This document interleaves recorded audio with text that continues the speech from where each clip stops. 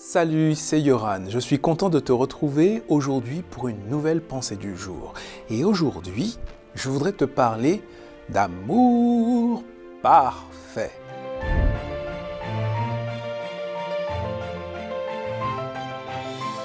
La pensée du jour se trouve dans Romains chapitre 5, verset 8. Mais voici comment Dieu a prouvé son amour pour nous. Le Christ est mort pour nous et pourtant, nous étions encore pécheurs. Quand on parle d'amour parfait, d'amour fort, fulgurant, peut-être qu'on pense à Don Juan, ce personnage rempli de passion, rempli d'amour romantique, de fulgurance.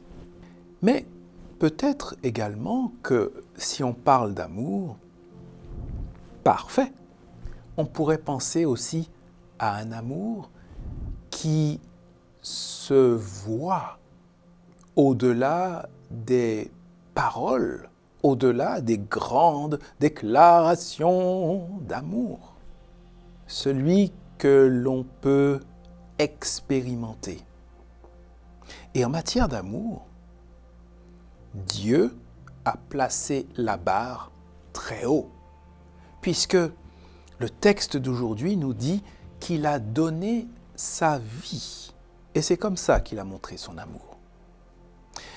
Maintenant, tu vois, tu peux être très généreux, donner beaucoup d'argent aux autres, beaucoup de ton temps, beaucoup de ton énergie. Tu peux te donner corps et âme pour les autres. Mais la plus grande preuve d'amour, c'est de donner ta vie. Parce que ta vie, c'est ce que tu as de plus précieux. Une fois que tu as donné ta vie, tu n'as plus rien à donner. Et c'est exactement ce que Dieu a fait. Il a donné sa vie pour toi, sans que tu n'aies rien fait pour le mériter. Ça, pour moi, au-delà des grandes déclarations d'amour, c'est l'amour parfait.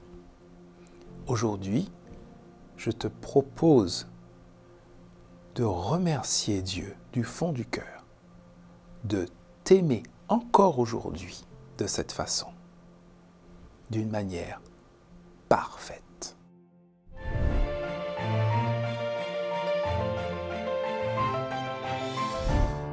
Si ces pensées du jour te font du bien, si tu as plaisir à les écouter, alors moi aussi, ça me fait plaisir.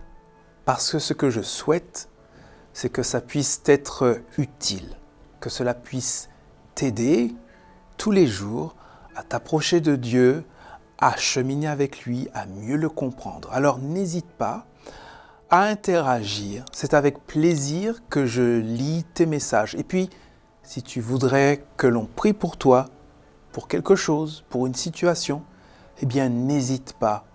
C'est avec joie que je vais accompagner aussi cette demande. Et surtout, n'oublie pas, rendez-vous demain pour la prochaine pensée du jour.